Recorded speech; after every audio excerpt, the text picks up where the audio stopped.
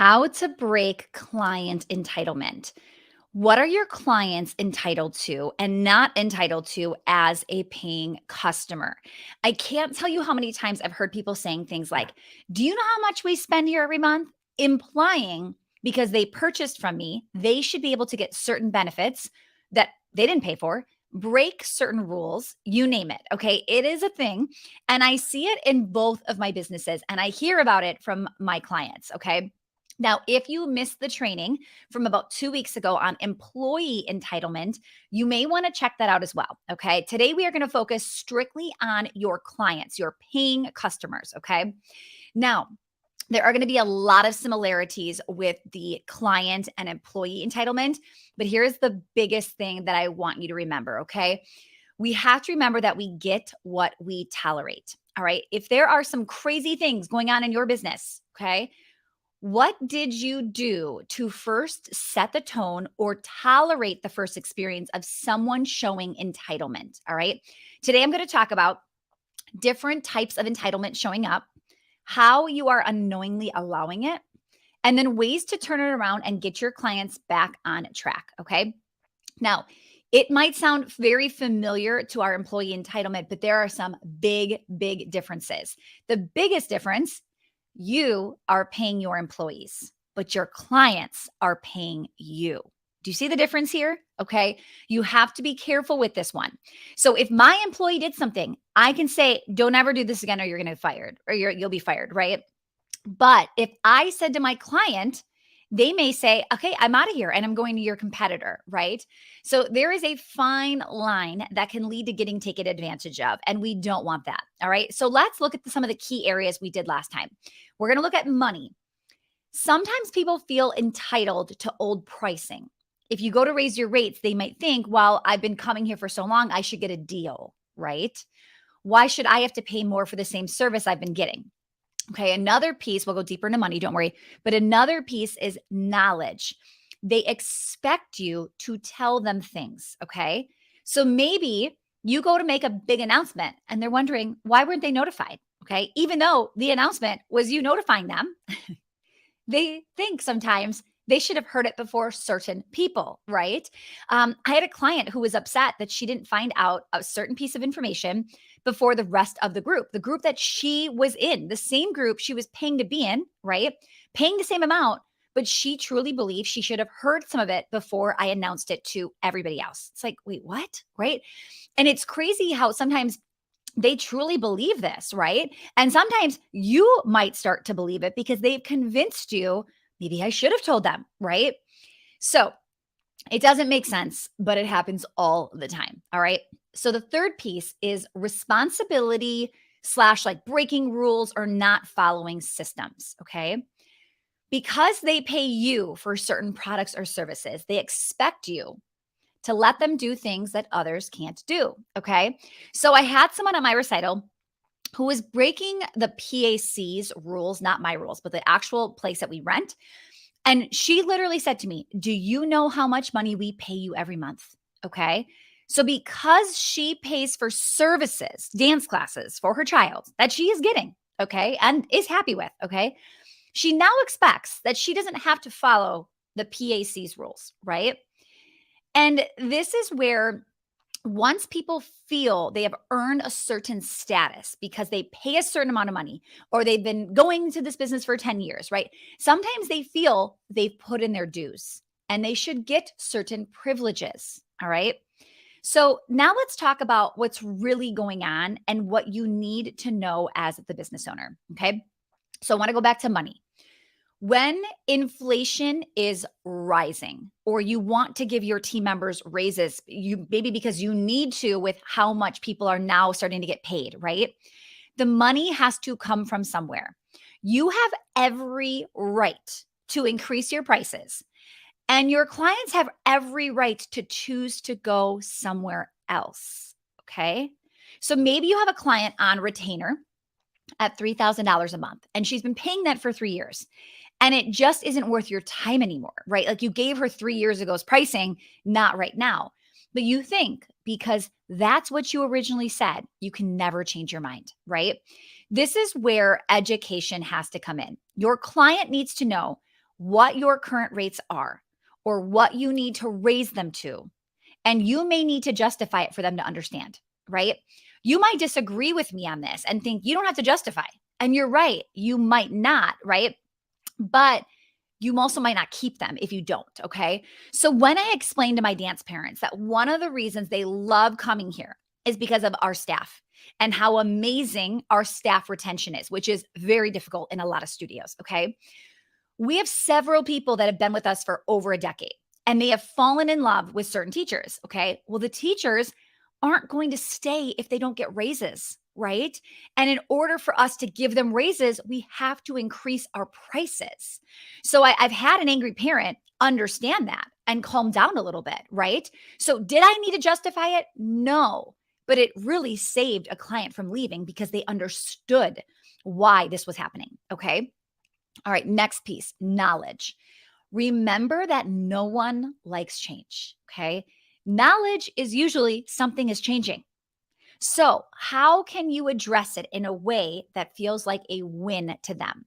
So, we just changed our members area for all of our clients, okay? We fell in love with this new software and we had to figure out how to sell it to our clients too. I don't know if I should say needed, but I wanted them to fall in love with it too, right? So the way that we shared this information was a huge success to our clients, okay?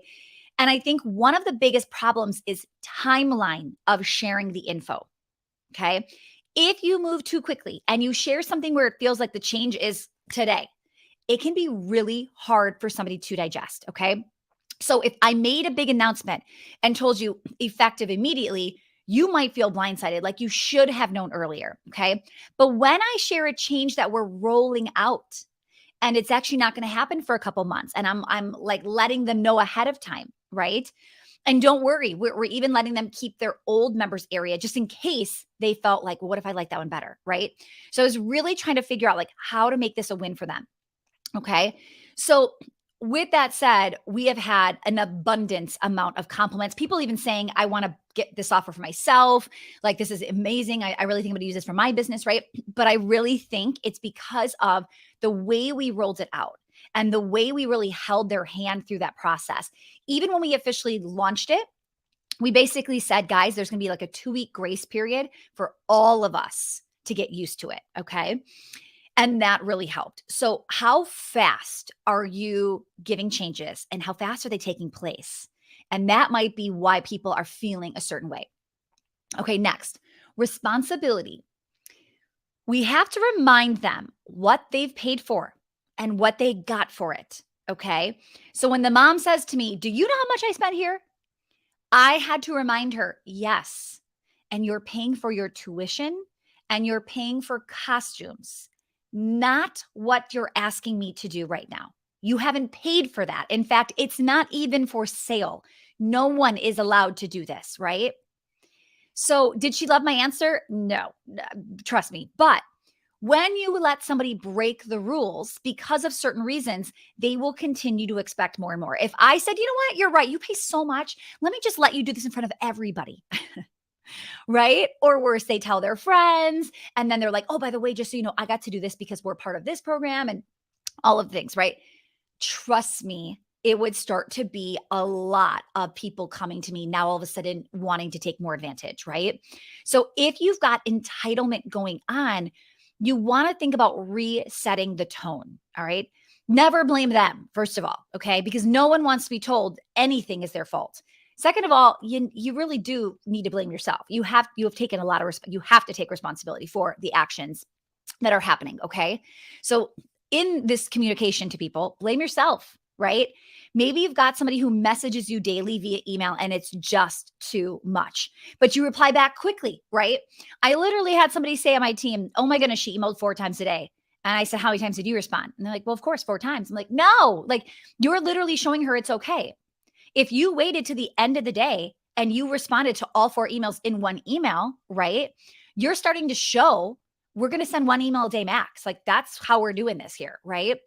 So when you reply back quickly to give them great customer experience, and then all of a sudden you're making them email you more, you're literally making it or like helping it happen, right? So sometimes we really need to watch what we're doing and watch how we are enabling the situation. Okay. And yes, there may need to be a situation up. I actually just had this pop up before I actually kind of scripted what I wanted to say here.